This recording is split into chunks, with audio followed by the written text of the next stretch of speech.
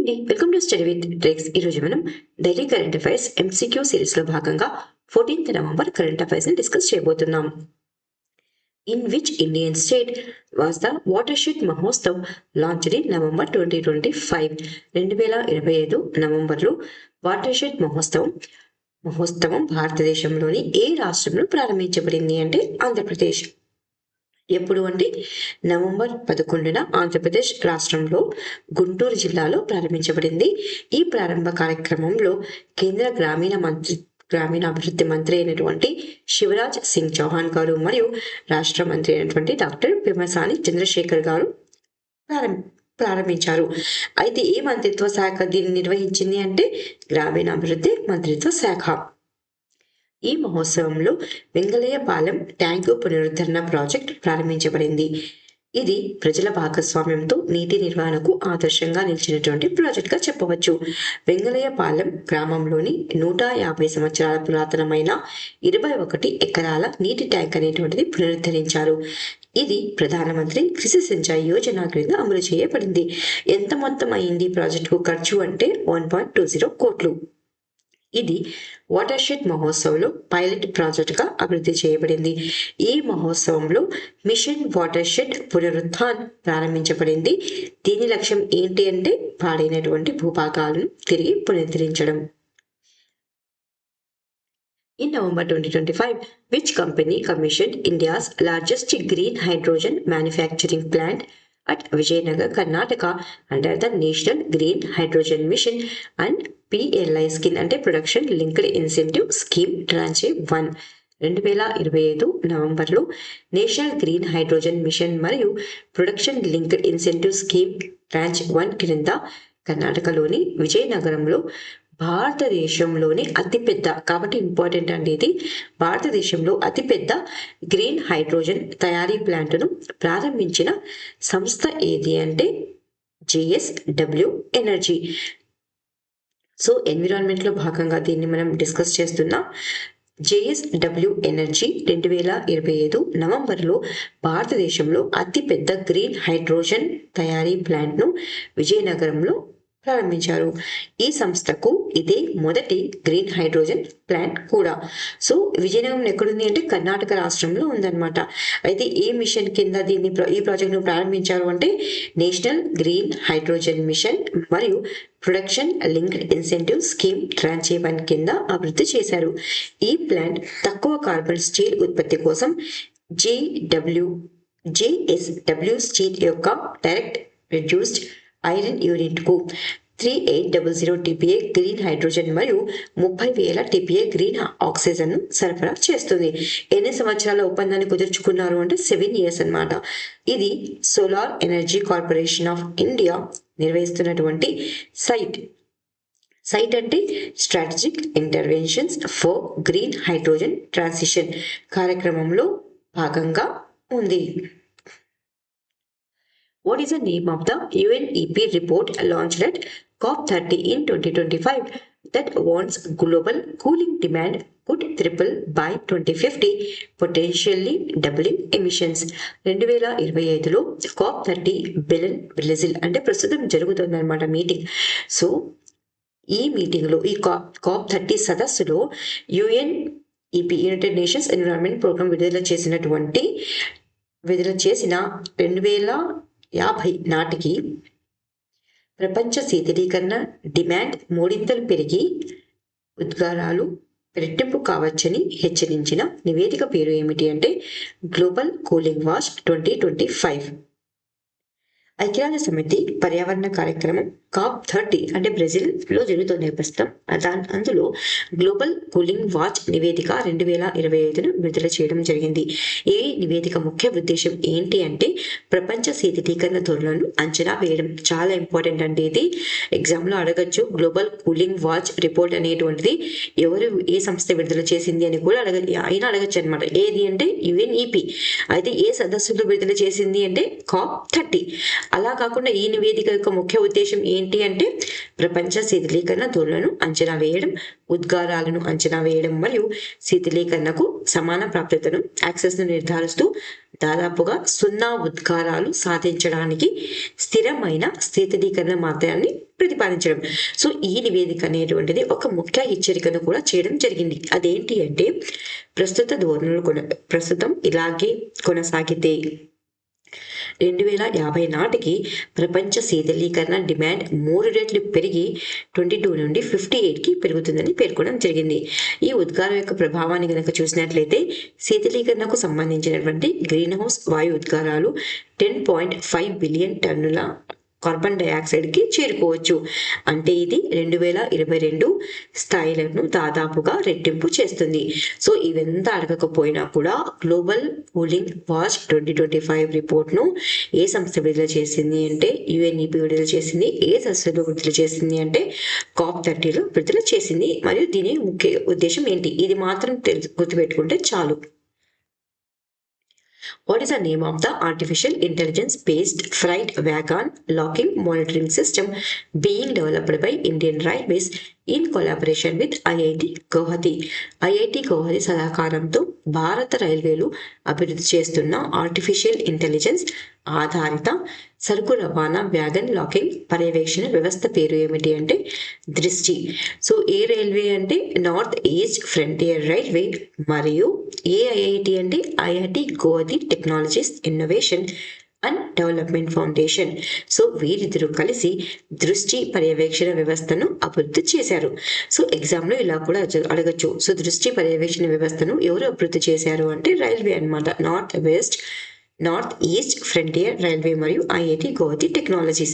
దీని లక్ష్యం ఏంటి, ఈ పర్యవేక్షణ వ్యవస్థ యొక్క లక్ష్యం ఏంటి అంటే రవాణా లాజిస్టిక్స్లో లాక్ చేయని లేదా చెదిరిన డోర్లు ఉంటాయి కదా రవాణా తీసుకువెళ్ళేటప్పుడు, ఆ డోర్లు గుర్తించడంలో ఎదురయ్యేటువంటి సమస్యలను పరిష్కరించడం ఈ వ్యవస్థ యొక్క ముఖ్య లక్ష్యం. సో ఇందులో ఏ సాంకేతికతను ఏ టెక్నాలజీని యూజ్ చేస్తున్నారు అంటే ఆర్టిఫిషియల్ ఇంటెలిజెన్స్ ఆధారిత కెమెరాలు మరియు సెన్సార్లు మరియు మిషన్ లెర్నింగ్. సో దీన్ని కార్యాచరణను చూసుకుంటుంటే తలుపు లాకింగ్ స్థితిని రియల్ టైంలో పర్యవేక్షిస్తుంది ఈ దృష్టి సిస్టమ్ అనేటువంటిది, వ్యవస్థ అనేటువంటిది. అంతేకాకుండా ఆటోమేటిక్గా హెచ్చరికలను ఉత్పత్తి చేస్తుంది, రైళ్ల కదలికకు అంతరాయం కలగకుండా పనిచేస్తుంది. What is the name of the flagship initiative approved in Union Budget 2025-2026 to boost India's export competitiveness, especially for MSMEs and labor-intensive sectors? MSMEలు మరియు శ్రమాధారిత రంగాల ఎగుమతి పోటీతత్వాన్ని పెంపొందించేందుకు 2025-26 కేంద్ర బడ్జెట్లో ఆమోదించబడిన ప్రధాన కార్యక్రమం పేరు ఏమిటి అంటే ఎక్స్పోర్ట్ ప్రమోషన్ మిషన్. సో దీనిని మనం PIBలో ఉంది కాబట్టి న్యూస్లో, అందుకే మనం డిస్కస్ చేస్తున్నామండి. సో చాలా ఇంపార్టెంట్ ఇది ఇనిషియేటివ్ అనేటువంటిది. ఎగుమతి ప్రోత్సాహక మిషన్ అంటే ఎక్స్పోర్ట్ ప్రమోషన్ మిషన్ అనేటువంటిది బడ్జెట్లో ప్రకటించబడింది అనమాట. ఏ బడ్జెట్లో అంటే 2025-2026 కేంద్ర బడ్జెట్లో ప్రకటించబడిన మరియు ఇటీవల కేంద్ర మంత్రివర్గ ఆమోదించినటువంటి ప్రధాన కార్యక్రమం. దీని ముఖ్య లక్ష్యం ఏంటి? ఎక్స్పోర్ట్ ప్రమోషన్ మిషన్ అంటే భారతదేశం యొక్క ఎగుమతి పోటీతత్వాన్ని పెంచడం, ముఖ్యంగా MSMEలు, మొదటిసారి ఎగుమతి చేసేవారు మరియు వస్త్రాలు, తోలు, రత్నాలు మరియు ఆభరణాలు, ఇంజనీరింగ్ వస్తువులు మరియు సముద్ర ఉత్పత్తులు వంటి శ్రమాధారిత రంగాలకి ముఖ్యంగా హెల్ప్ అవుతుంది.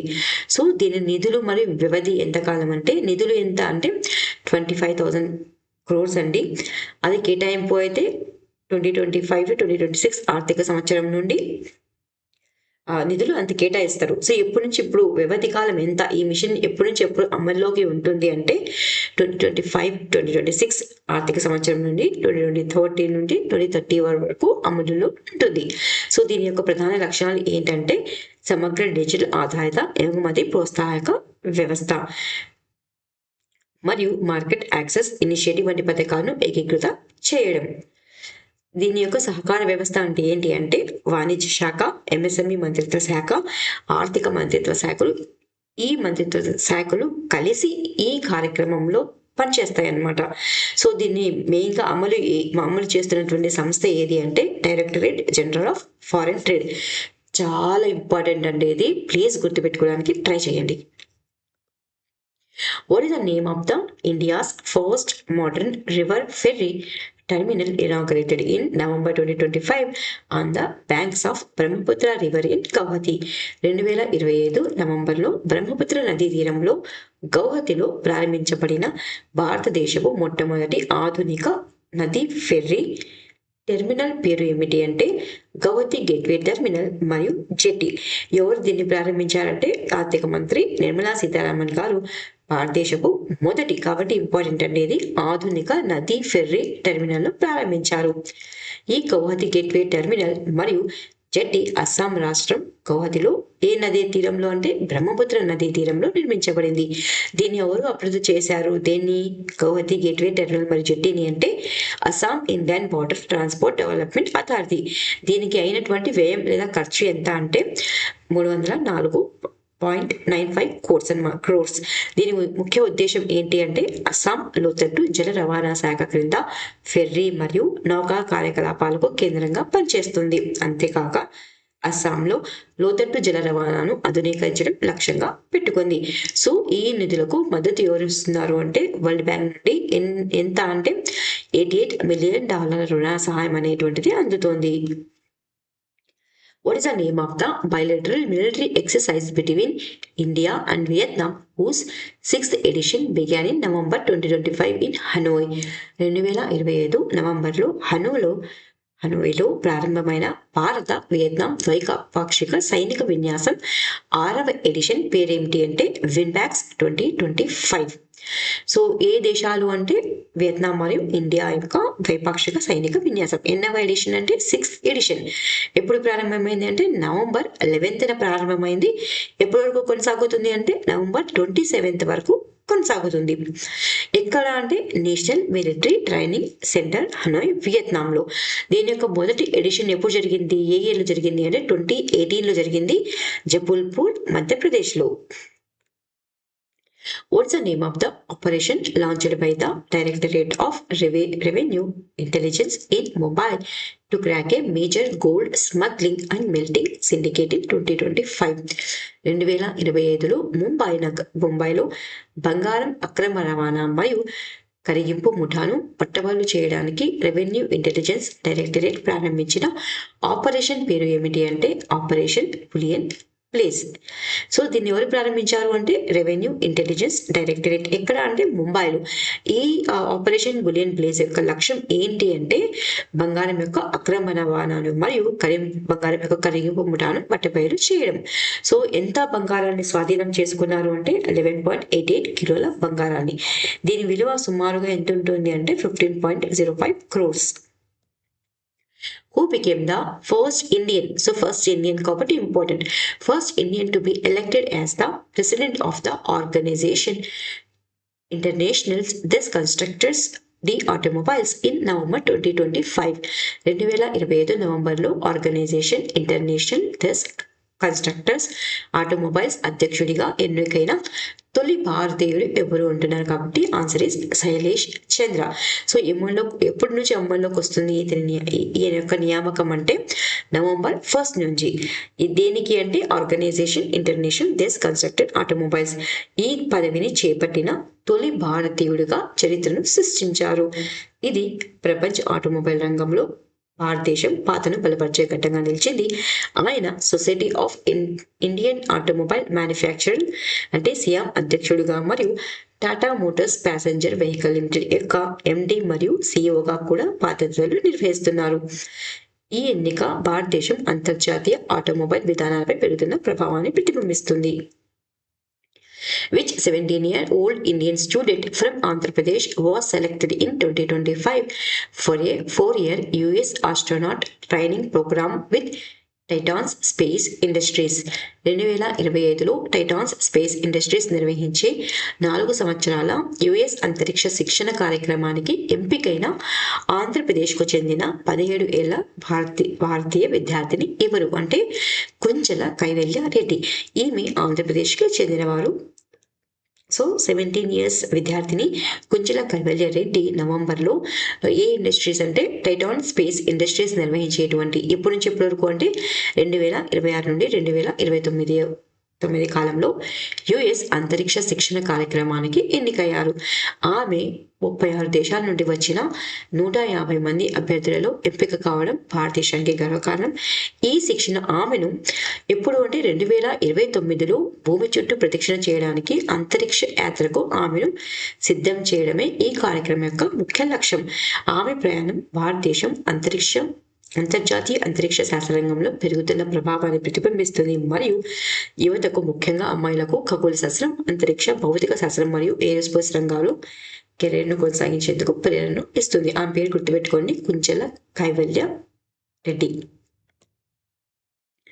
One-liner questions అనేవి. The WHO Global Tuberculosis Report 2025 shows that India remains the country with the highest TB burden, 25% of global cases, despite achieving a 21% reduction in incidence since 2015. So 2015 నుండి 21% తగ్గుదల సాధించినప్పటికీ భారతదేశం ఎందులో అంటే టీబీ కేసెస్లో అయినప్పటికీ భారతదేశం అనేటువంటిది అత్యధిక టీబీ కేసెస్ ఉన్నటువంటిది. ఎందులో అంటే ప్రపంచ కేసులు ఎంత పర్సెంట్ ఉంది భారత్లో అంటే 25% ఉన్న దేశంగా ఉందని WHO రిలీజ్ చేసినటువంటి అంటే వరల్డ్ హెల్త్ ఆర్గనైజేషన్ రిలీజ్ చేసినటువంటి గ్లోబల్ ట్యూబర్క్యులోసిస్ నివేదిక అనేటువంటిది తెలుపుతుంది. ఎగ్జామ్లో అడగచ్చండి, ఇటీవల ఏ సంస్థ అనేటువంటిది గ్లోబల్ ట్యూబర్క్యులోసిస్ నివేదికని విడుదల చేసింది అని అడగచ్చు. Answer would be World Health Organisation. అయితే ఈ నివేదిక ప్రకారం ప్రపంచ కేసులలో భారతదేశం ఎంత ఉంది పర్సెంటేజ్ అని కూడా అడగచ్చు. 25%. Oman has secured a seat on the international coordinating council of UNESCO's man and biosphere programme. So Oman దేశం యునెస్కో యొక్క man and the biosphere programme యొక్క అంతర్జాతీయ సమన్వయ మండలిలో స్థానాన్ని సంపాదించింది. ఎగ్జామ్లో ఇలా కూడా అడుగుతుంది, ఇటీవల ఏ దేశం యునెస్కో యొక్క man and the biosphere programme యొక్క అంతర్జాతీయ సమన్వయ మండలిలో స్థానం సంపాదించింది అని అడగచ్చు. Answer would be Oman. Recently, the Union Minister for Power inaugurated India's first MWH scale vanadium redox flow battery system at NTPC's నోయిడాలో ఉందన్నమాట. సో ఇంపార్టెంట్ అండి, ఇది ఇండియాస్ ఫస్ట్ కాబట్టి. ఇటీవల కేంద్ర విద్యుత్ మంత్రి భారతదేశపు మొట్టమొదటి MWH scale vanadium redox flow battery వ్యవస్థను NTPC యొక్క నోయిడాలో ప్రారంభించారు.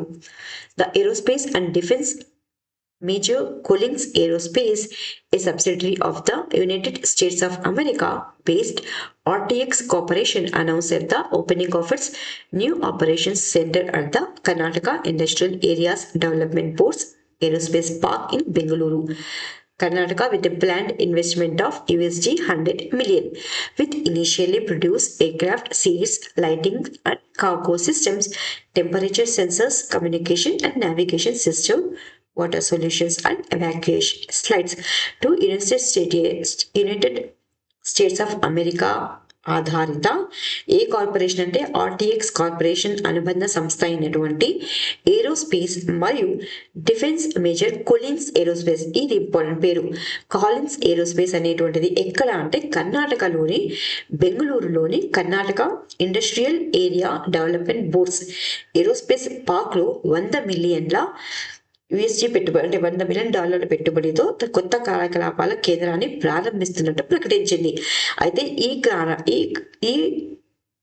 ఈ కేంద్రంలో ఏం చేస్తుంది ఇది అంటే విమానాల యొక్క సీట్లు, లైటింగ్ మరియు కార్గో సిస్టమ్స్, ఉష్ణోగ్రత సెన్సర్లు, కమ్యూనికేషన్స్ మరియు నావిగేషన్ సిస్టమ్స్, వాటర్ సొల్యూషన్స్ మరియు తరలింపు స్లైడ్లను ఉత్పత్తి చేస్తుంది. Maharashtra agriculture department unveiled a new logo and slogan. So Maharashtra యొక్క వ్యవసాయ డిపార్ట్మెంట్ ఉంటుంది కదా, అగ్రికల్చర్ డిపార్ట్మెంట్, అది లోగోను మరియు స్లోగన్ను ఆవిష్కరించింది. శాశ్వత్ షేటి సముద్ర క్షత్రియని, సస్టైనబుల్ ఫార్మింగ్ మరియు ప్రాస్పరస్ ఫార్మర్. ఇవి రివిజన్ క్వశ్చన్స్. 2025లో ఆదివాసీ సముదాయాలపై ఆధారిత జన్యు అనుక్రమణ గిరిజన కేంద్రీకృత జీనోమ్ సీక్వెన్సింగ్ ప్రాజెక్టును ప్రారంభించిన తొలి భారతీయ రాష్ట్రం ఏది అంటే గుజరాత్. 2025లో జాతీయ ఆర్చరీ జట్టుకు ఎంపికైన తొలి భారతీయ పారా ఆర్చర్ ఎవరు అంటే శీతల్ దేవి. 2025 లేటెస్ట్ లిటరరీ పీస్ ప్రైజ్ కార్యక్రమంలో జీవితకాల పురస్కారాన్ని ఎవరు పొందారు అంటే సల్మాన్ రష్దీ. భారత ప్రైవేట్ అంతరిక్ష రంగాన్ని ప్రోత్సహించేందుకు 1000 కోట్ల నిధిని సిడ్బీ వెంచర్ క్యాపిటల్ లిమిటెడ్తో కలిసి ప్రారంభించిన సంస్థ ఏది అంటే ఇన్స్పేస్. 2025 డిసెంబర్లో 2వ వరల్డ్ హెల్త్ ఆర్గనైజేషన్ సంప్రదాయ వైద్యం ప్రపంచ శిఖరాగ్ర సమావేశం ఎక్కడ జరగనుంది అంటే న్యూఢిల్లీ. 1975లో స్థాపించబడిన యుఎన్ టూరిజంకు తొలి మహిళా నాయకురాలుగా, చాలా ఇంపార్టెంట్ అండి క్వశ్చన్, తొలి మహిళా నాయకురాలుగా ఎవరు నియమితులయ్యారు అంటే షైఖా నాసర్ ఆల్ నువైస్. భారతదేశం తన ఏకైక విదేశీ సైనిక స్థావరాన్ని ఏ దేశం నుండి ఉపసంహరించుకుంది అంటే తజికిస్తాన్. 2025 రెండవ త్రైమాసికం జూలై-సెప్టెంబర్లో భారతదేశం నిరుద్యోగ రేటు ఎంతగా నమోదైంది అంటే 5.2%. 2025లో భారతదేశం మరియు శ్రీలంక మధ్య జరిగిన సంయుక్త సైనిక విన్యాసం పేరు ఏమిటి అంటే మిత్రశక్తి 11. ఫ్లెష్ నవలకు 2025 బుకర్ బహుమతిని ఎవరు గెలుచుకున్నారు అంటే డేవిడ్ సలే. 2025 నవంబర్లో ministry of house and urban affairs విడుదల చేసిన స్వచ్ఛ సర్వేక్షణ్ ర్యాంకింగ్స్ ప్రకారం 10 లక్షల కంటే ఎక్కువ జనాభా కలిగిన భారతీయ నగరాల్లో అత్యంత మురికిగా ఏ నగరాన్ని గుర్తించారు అంటే మదురై తమిళనాడులో ఉంది. చికిత్సకు ప్రతిస్పందించని బీసెల్ లుకేమియా మరియు లింఫోమాను చికిత్స చేయడానికి 2025 నవంబర్లో ప్రారంభించిన భారతదేశపు తొలి స్వదేశీ కార్డ్ సెల్ థెరపీ పేరు ఏమిటి అంటే నెక్స్ కార్ 19. వర్షాలు, ఎండలు, సముద్ర మట్టం పెరుగుదల వంటి వాతావరణ ప్రభావాలకు దేశాలు అనుగుణంగా మారేందుకు దోహదపడే లక్ష్యంతో అడాప్షన్ కాప్ గా పిలువబడుతున్న 2025 నవంబర్లో బ్రెజిల్లోని బిలం నగరంలో నిర్వహించిన గ్లోబల్ క్లైమేట్ సమిట్ పేరు ఏమిటి అంటే COP30 బిలం బ్రెజిల్. ఇవి అండి 14th November current affairs. Please like, share and subscribe. Thank you so much for watching study with tricks.